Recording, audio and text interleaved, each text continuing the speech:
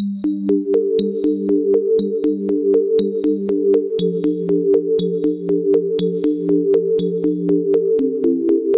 Friends, നമ്മൾ നോക്കിക്കൊണ്ടിരുന്നത് ഇടുക്കി ജില്ലയിലെ LDC 2014 question paper ആയിരുന്നു. അതിൽ ബാക്കി വരുന്ന ക്വസ്റ്റ്യൻസാണ് ഈ വീഡിയോയിൽ നോക്കുന്നത്.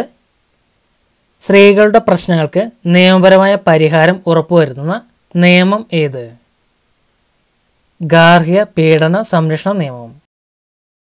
2005 ഗാർഹിക പീഡന സംരക്ഷണ നിയമമാണ് സ്ത്രീകളുടെ പ്രശ്നങ്ങൾക്ക് നിയമപരമായ പരിഹാരം ഉറപ്പുവരുന്ന നിയമം.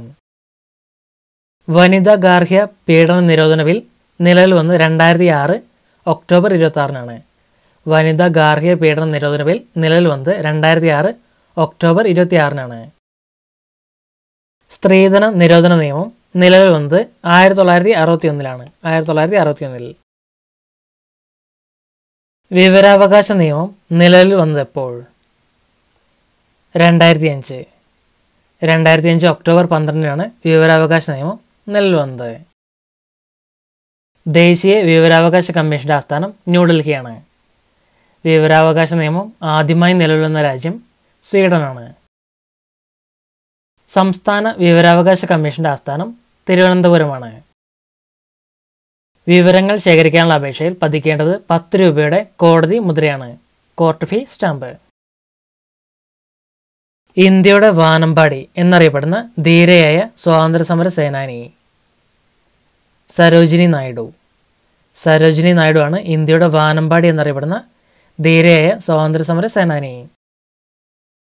ഇന്ത്യൻ നാഷണൽ കോൺഗ്രസിന്റെ പ്രസിഡന്റ് ആവുന്ന ആദ്യത്തെ ഇന്ത്യൻ വനിതയാണ് സരോജിനി നായിഡു. സംസ്ഥാന ഗവർണർ പദവിയിലെത്തിയ ആദ്യ ഇന്ത്യൻ വനിതയും സരോജിനി നായിഡു ആണ്. സംസ്ഥാന ഗവർണർ പദവിയിലെത്തിയ ആദ്യത്തെ ഇന്ത്യൻ വനിത സരോജിനി നായിഡു ആണ്. ഇന്ത്യയുടെ വാനമ്പാടി എന്ന് സരോജിനി നായിഡുവിനെ വിശേഷിപ്പിച്ചത് ടാഗോറാണ്.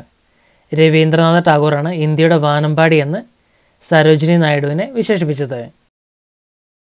സരോജിനി നായിഡുവിൻ്റെ രാഷ്ട്രീയ ഗുരു ഗോപാലകൃഷ്ണ ഗോഖലെയാണ്.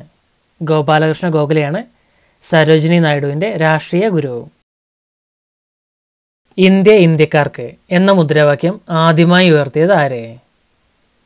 സ്വാമി ദയാനന്ദ സരസ്വതി. സ്വാമി ദയാനന്ദ സരസ്വതിയാണ് ഇന്ത്യ ഇന്ത്യക്കാർക്ക് എന്ന മുദ്രാവാക്യം ആദ്യമായി ഉയർത്തിയത്. ഇന്ത്യയുടെ ആധ്യാത്മിക നവോത്ഥാനത്തിൽ പ്രമുഖ സ്ഥാനം വഹിച്ച വേദാന്ത പണ്ഡിതനാണ് സ്വാമി ദയാനന്ദ സരസ്വതി.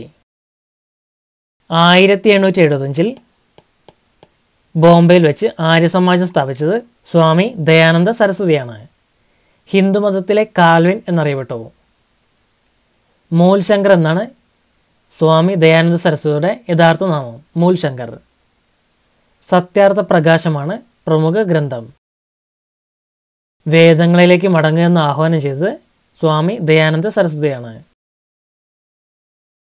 ഇന്ത്യയിൽ ഗാന്ധിജിയുടെ ആദ്യത്തെ സത്യാഗ്രഹം ചമ്പാരൻ.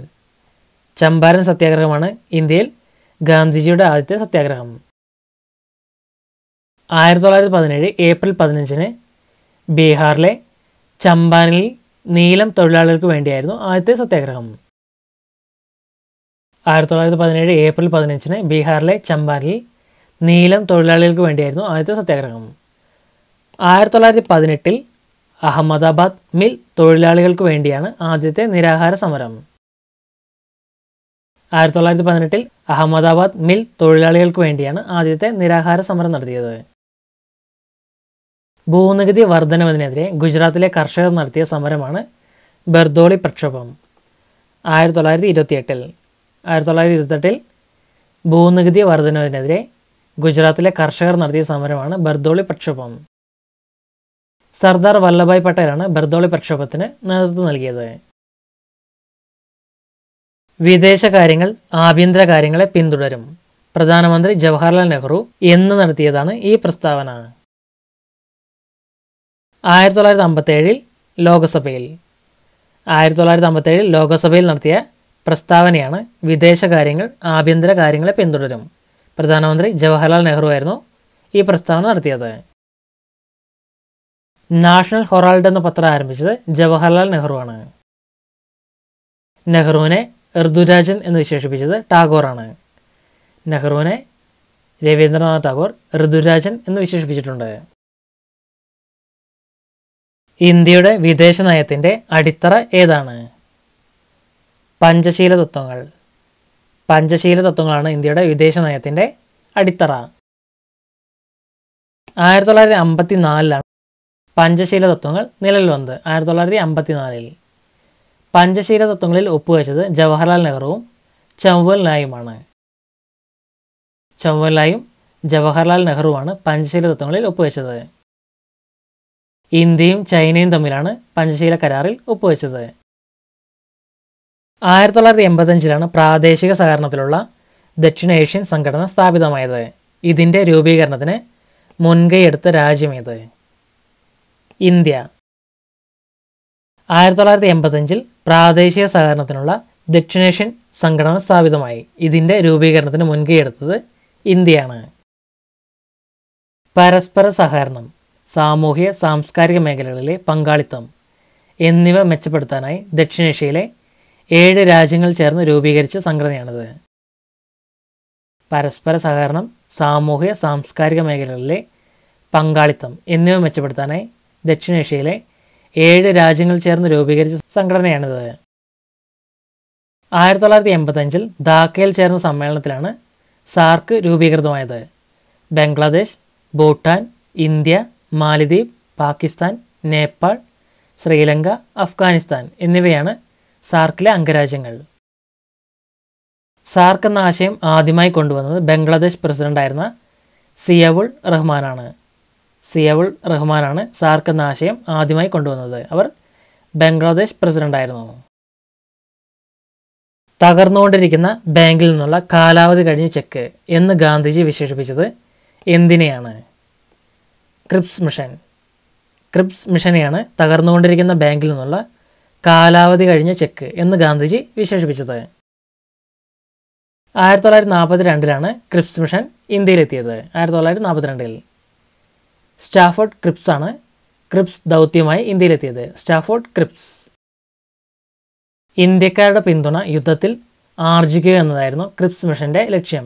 ഇന്ത്യക്കാരുടെ പിന്തുണ യുദ്ധത്തിൽ ആർജിക്കുക എന്നതായിരുന്നു ക്രിപ്സ് മിഷൻ്റെ ലക്ഷ്യം. 1916 ഏപ്രിൽ ബാലഗംഗാധർ തിലകനാണ് ഹോം റൂൾ പ്രസ്ഥാനം ആരംഭിച്ചത്. 1916 ഏപ്രിൽ ബാലഗംഗാധർ തിലകനാണ് ഹോം റൂൾ പ്രസ്ഥാനത്തിന് തുടക്കം കുറിച്ചത്. ഇതൊരു തീവ്രവാദ വിഭാഗമാണ്. സൈമൺ കമ്മീഷൻ ഇന്ത്യയിലെത്തിയത് 1928 ഫെബ്രുവരി 1 1928 ഫെബ്രുവരി 1 സൈമൺ കമ്മീഷൻ ഇന്ത്യയിലെത്തിയത്. ഭൂദാൻ പ്രസ്ഥാനത്തിന് തുടക്കം കുറിച്ചത് ആരെ? ആചാര്യ വിനോബ ഭാവെ. ആചാര്യ വിനോബ ഭാവെയാണ് ഭൂദാൻ പ്രസ്ഥാനത്തിന് തുടക്കം കുറിച്ചത്. ഭൂദാൻ പ്രസ്ഥാനം ആരംഭിച്ചത് 1951 തെലങ്കാനയിലെ പോച്ചമ്പള്ളി ഗ്രാമത്തിലാണ്. തെലങ്കാനയിലെ പോച്ചമ്പള്ളി ഗ്രാമത്തിൽ 1951 ഭൂദാൻ പ്രസ്ഥാനം ആരംഭിച്ചു. ഭൂദാന പ്രസ്ഥാനത്തിന് വേണ്ടി ഭൂമി വിട്ടുകൊടുത്ത ജന്മി രാംചന്ദ്ര റെഡ്ഡിയാണ്. രാംചന്ദ്ര റെഡ്ഡിയാണ് ഭൂദാന പ്രസ്ഥാനത്തിന് വേണ്ടി ഭൂമി വിട്ടുകൊടുത്ത ജന്മി. പൗനാറിലെ സന്യാസി എന്നറിയപ്പെടുന്നത് വിനോബ ഭാവെയാണ്. ആചാര്യ വിനോബ ഭാവെയാണ് പൗനാറിലെ സന്യാസി എന്നിവയിൽ അറിയപ്പെടുന്നത്. ഗാന്ധിജി വ്യക്തി സത്യാഗ്രഹത്തിനായി ആദ്യമായി തിരഞ്ഞെടുത്തത് വിനോബ ഭാവെയായിരുന്നു. വിനോബ ഭാവെയായിരുന്നു ഗാന്ധിജി വ്യക്തി സത്യാഗ്രഹത്തിനായി ആദ്യമായി തിരഞ്ഞെടുത്തത്. മാർക്സസെ പുരസ്കാരം ലഭിച്ച ആദ്യത്തെ ഇന്ത്യക്കാരനും വിനോബ ഭാവെയാണ്. വിനോബ ഭാവെയാണ് മാർക്സസെ പുരസ്കാരം ലഭിച്ച ആദ്യത്തെ ഇന്ത്യക്കാരൻ. എത്രാമത്തെ ലോകസഭയാണ് ഇപ്പോൾ നിലവിലുള്ളത്? ഇതിന് ശരിയുത്തരമല്ല. ഇപ്പോഴത്തെ ലോകസഭ 16ാമത്തെയാണ്. 16ാമത്തെ ലോകസഭയാണ് ഇപ്പോൾ നിലവിലുള്ളത്. ഇന്ത്യൻ പാർലമെൻറ്റിൻ്റെ അധോസഭയാണ് ലോകസഭ. ലോകസഭയുടെ കാലാവധി 5 വർഷമാണ്. ഇനി അടുത്തായിട്ട് നടക്കാൻ പോകുന്നത് 17ാമത്തെ ലോകസഭയിലേക്കുള്ള തിരഞ്ഞെടുപ്പാണ്. 25 വയസ്സാണ് ലോകസഭാ അംഗമാവാനുള്ള പ്രായപരിധി. 25 വയസ്സാണ് ലോകസഭാ അംഗമാവാനുള്ള പ്രായപരിധി. ലോകസഭയെക്കുറിച്ച് പ്രതിപാദിക്കുന്ന ആർട്ടിക്കിൾ 81 ആണ്. ആർട്ടിക്കിൾ 81 ലോകസഭയെക്കുറിച്ച് പ്രതിപാദിക്കുന്ന ആർട്ടിക്കിൾ. ഇന്ത്യൻ സിനിമയുടെ എത്രാം വർഷമാണ് 2013 ആഘോഷിച്ചത്? 100. ഇന്ത്യൻ സിനിമയുടെ 100-ാം വർഷമാണ് 2013 ആഘോഷിച്ചത്. 2013 എന്നത് ഇപ്പോൾ 2019 6 വർഷം കൂടി. അപ്പോൾ 2019 106-ാമത്തെ വർഷമാണ്. ഇന്ത്യയിലെ ആദ്യത്തെ സിനിമ പുണ്ടാലിക്കാണ്. പുണ്ടാലിക്കാണ് ഇന്ത്യയിലെ ആദ്യത്തെ സിനിമ. പൂർണ്ണമായും ഇന്ത്യയിൽ നിർമ്മിച്ച ആദ്യത്തെ ഇന്ത്യൻ സിനിമ രാജ ഹരിചന്ദ്രയാണ്. രാജ ഹരിചന്ദ്രയാണ് പൂർണ്ണമായും ഇന്ത്യയിൽ നിർമ്മിച്ച ആദ്യത്തെ ഇന്ത്യൻ സിനിമ. ഇന്ത്യൻ സിനിമയുടെ പിതാവ് എന്നറിയപ്പെടുന്നത് ദാദാസാഹിബ് ഫാൽക്കെയാണ്. ദാദാസാഹിബ് ഫാൽക്കെയാണ് ഇന്ത്യൻ സിനിമയുടെ പിതാവ് എന്ന പേരിൽ അറിയപ്പെടുന്നത്. രാജ ഹരിചന്ദ്ര പുറത്തിറങ്ങുന്നത് 1913-ലാണ്. 1913-ലാണ് രാജ ഹരിചന്ദ്ര പുറത്തിറങ്ങുന്നത്. ഇന്ത്യയിലെ ആദ്യത്തെ ശബ്ദചിത്രം ആലം ആരയാണ്. ആലം ആരയാണ് ഇന്ത്യയിലെ ആദ്യത്തെ ശബ്ദചിത്രം. ഇന്ത്യയിലെ ആദ്യത്തെ കളർ ചിത്രം കിസാൻ കന്യയാണ്. കിസാൻ കന്യ.